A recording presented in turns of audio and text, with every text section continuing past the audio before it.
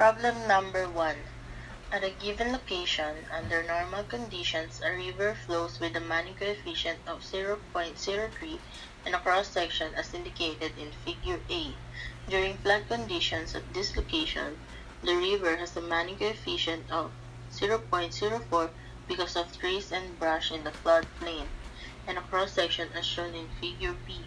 Determine the ratio of the flow rate during flood conditions to that during normal conditions.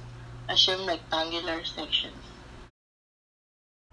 For the solution of Figure A under normal condition, the flow area is equal to 800 feet times 12 feet is equal to 9,600 feet squared.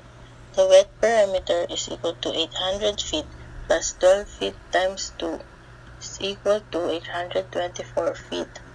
The hydraulic radius is equal to flow area over wet perimeter. Substituting the values, the hydraulic radius is equal to 11.65 feet. Converting it to meters is equal to 3.55 meters. The solution of Figure B under flooding condition, the flow area is equal to 800 times 20 plus 1,000 times 8 is equal to 24,000 feet squared. The wet perimeter is equal to 800 feet plus 2 times 20 feet plus 1,000 feet is equal to 1,840 feet. The hydraulic radius is equal to flow area over wet perimeter. Substituting the values, the hydraulic radius is equal to 13.04 feet. Converting it to meters will be 3.97 meters. From Manning's equation, the ratio of the flow rate during flooding to normal is equal to flow area of flooding condition times 1 over Manning's coefficient of flooding condition times hydraulic radius of flooding condition raised to 2/3 all over flow area of normal condition times 1 over Manning's coefficient of normal condition times hydraulic radius of normal condition raised to 2/3. Substituting all given values and solved values, we get the ratio of the flow rate during flooding to normal is equal to 2.02. Problem number 2. The smooth concrete fine channel with an N of 0.016 shown in the figure is built on a slope of 2 meters per kilometer. Determine the flow rate if the depth of flow is 1.5 meters. Given in number 2 is slope 2m per km and simplified to 2m over 1000 m is equal to 0.002 and the depth is y is equal to 1.5 meters. We'll calculate the flow rate by using the Manning's formula. Equals to Q is equal to area times 1 over n times r raised to 2/3 times slope raised to 1/2. R is equal to area over perimeter. Area is equal to 1/2 times 3 times 1 plus 3 times 1.5 is equal to 6 meters squared. And the perimeter is calculated to 0.5 plus 3 plus 1.5 plus square root of 10. And this is equal to 8.162 meters. R is 6 meters squared over 8.162 m and it is equal to 0.735 meters. From the table, smooth concrete is equal to N 0.012.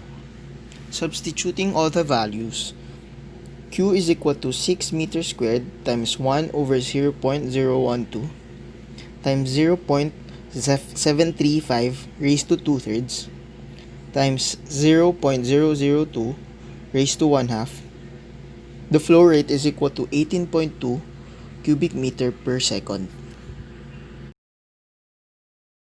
The Great Kings River flume in Fresno County, California was used from 1890 to 1923 to carry logs from an elevation of 4,500 feet, where trees were cut to an elevation of 300 feet at the railhead. The flume was 54 miles long, constructed of wood, n equals to 0.013, and had a V cross-section as shown. It is claimed that the logs would travel the length of the flume in 15 hours. Do you agree with this claim? Provide appropriate calculation to support your answer. From Manning's equation, V equals to 1 over m, r raised to 2/3, s raised to 1/2. Converting feet to meters, 4,500 feet is equal to 1,371.6 meters. 300 feet is equal to 91.44 meters. 54 miles is equal to 86,904.6 meters. Converting hours to second, 15 hours is equal to 54,000 seconds. V-log is equal to 86,904 meters over 54,000 seconds is equal to 1.61 meters per second. Calculating for D using sine law, 1 over sine 90 is equal to D over sine 45. D is equals to 0.71 feet. Using the formula of 1/2 2D times D for area, cancelling 2, area is equals to D squared. Perimeter is equals to 2D square root of 2. Hydraulic radius is equal to flow area over wetted perimeter. Substituting the value, 0.71 over 2 square root of 2 is equal to 0.25 feet or 0.0762 meters. Uniform flow is equal to 1,371.6 meters minus 91.44 meters all over 86,904.6 meters equal to 0.0147. Substituting the value, V is equal to 1 over 0.013 multiplied by 0.0762 raised to 2/3 times 0.0174 raised to 1/2. V is equals to 1.68 meters per second. V is greater than V-log, therefore we agree to the claim. Problem number 4. Under appropriate conditions, water flowing from a faucet onto a flat plate and over the edge of the plate can produce a circular hydraulic jump as shown. Consider a situation where a jump forms 3 inches from the center of the plate with depths upstream and downstream of the jump of 0.05 inches and 0.20 inches respectively. Determine the flow rate from the faucet. Given the following values for upstream depth to be y of 1 is equal to 0.05 inches, while for the downstream depth to be y of 2 is equal to 0.20 inches, and lastly, for the distance from the center of the plate to be the radius r is equal to 3 inches. Solution part, we utilize the equation y of 2 over y of 1 is equals to 1/2 times the quantity of -1 plus square root of 1 plus 8 times f of r squared. Substituting the given values, we will now have 0.2 over 0.05 is equals to 1/2 times the quantity of -1 plus square root of 1 plus 8 times f of r squared. After substituting, we are left with one unknown, which is f of r, and simplifying the equation gives us a value of 3.162 for f of r. In order to solve for the flow rate Q, we need to first determine the value of V. We can utilize the equation f of r is equals to V all over the square root of g times y of 1. Substituting the known values in the equation gives us 3.162 is equals to V all over the square root of 32.2 feet per second squared times 0.05 multiplied by 1 over 12 feet. Simplifying the equation gives us a value of 1.158 feet per second for the velocity. And now we can solve for the flow rate from the faucet using the equation area times the velocity. We will now have the equation Q is equals to 2 pi times 3 inches multiplied by 1 feet all over 12 inches times 0.05 multiplied by 1 over 12 feet times 1.158 feet per second. Simplifying the equation further gives us a flow rate of 0.00758 cubic feet per second. Problem number 5. The flow rate through the trapezoidal canal shown is Q. If it is desired to double the flow rate to 2Q without changing the depth, determine the additional width needed. The bottom slope surface material and the slope of the walls are to remain the same. So for our solution, we need to solve for the area and for the perimeter. So for our area, we need to solve for two areas. For area number 1, it is 8 times 3 plus 2 times half of 3 times 3 equals to 33 meters squared.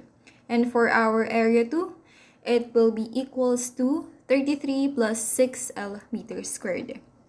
And to solve for the perimeter, our equation will be 8 plus 3 square root of 2 times 2.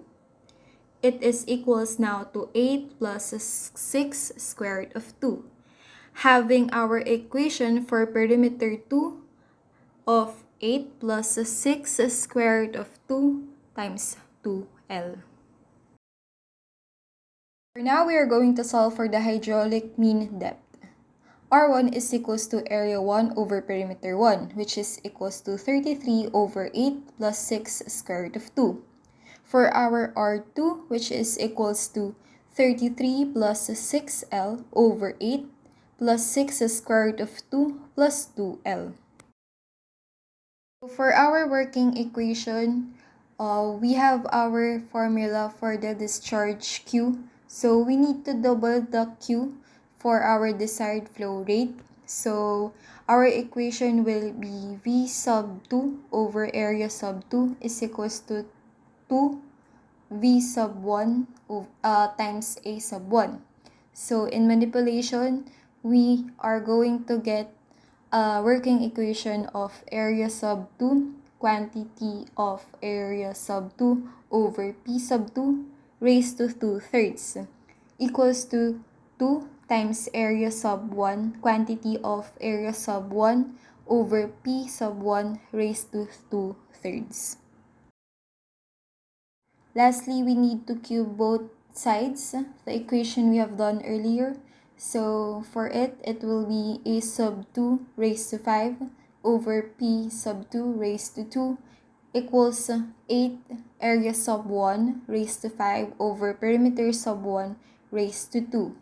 And for our solution, we have 33 plus 6L raised to 5 over 8 plus 6 square root of 2 plus 2L raised to 2 equals to 8.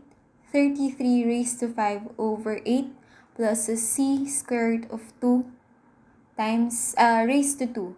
So we're going to shift solve it in our calculator and arrive for 8.799 meters for our 2L, and our L will going to be 4.399 meters or 4.4 meters.